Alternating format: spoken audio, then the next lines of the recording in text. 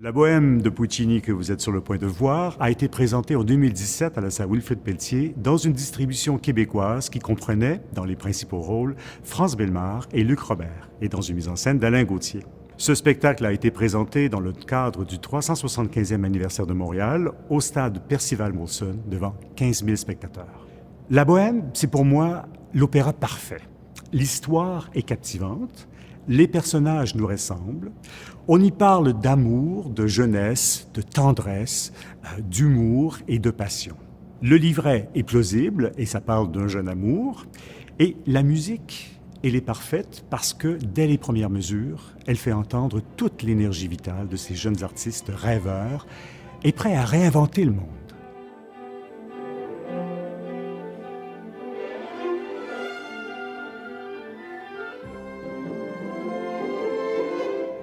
Alors, c'est pas étonnant que ce soit le plus joué des opéras de Puccini et l'un des 3 ou 4 opéras les plus populaires du répertoire. Et moi, depuis que je l'ai découvert, j'y reviens constamment et chaque fois, il m'émeut. L'amour, la jeunesse, l'espoir, la liberté totale, c'est ça la vie de bohème. Mais en fait, cette vie de bohème n'est qu'une sorte de toile de fond à ce que Puccini nous offre. Une histoire d'amour typique qu'on trouve à l'opéra italien, un amour impossible, qui est tragique aussi, et puis la mort de l'héroïne qui est déjà pressentie dès la fin du premier acte. Elle est ensuite éclipsée par le second, ramenée à l'avant-plan au troisième acte, pour s'effondrer au dernier acte en un des moments les plus émouvants de l'opéra vériste. Qui est Puccini?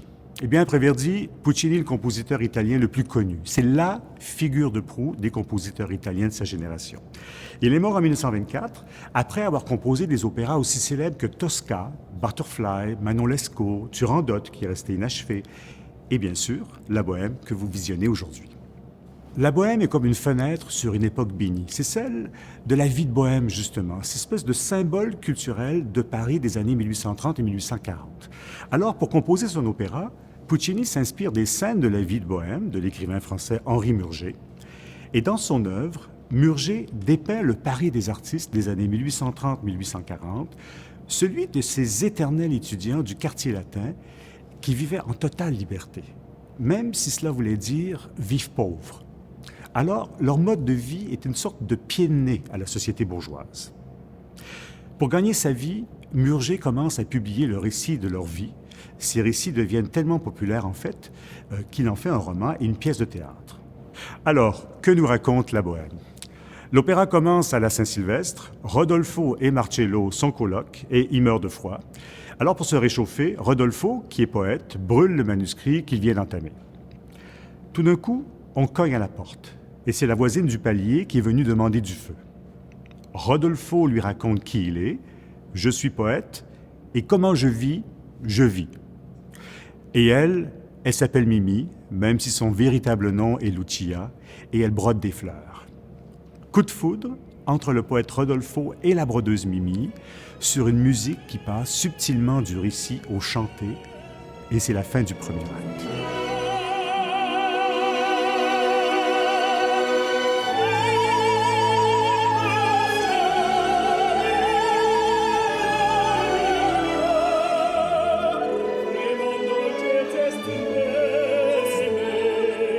Au deuxième acte, on se retrouve au Café Momus pour fêter, et c'est là qu'on rencontre Musetta, une autre comparse des garçons artistes, qui va devenir amie de Mimi.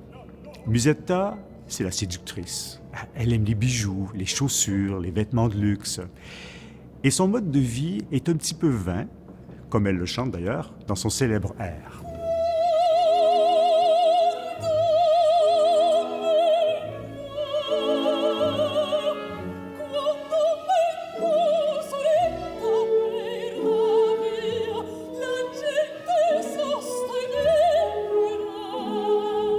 Au troisième acte, on retrouve Mimi qui est malade et qui ne veut pas s'imposer à Rodolfo. Il vaut mieux alors se quitter à la saison des fleurs et sans rancune.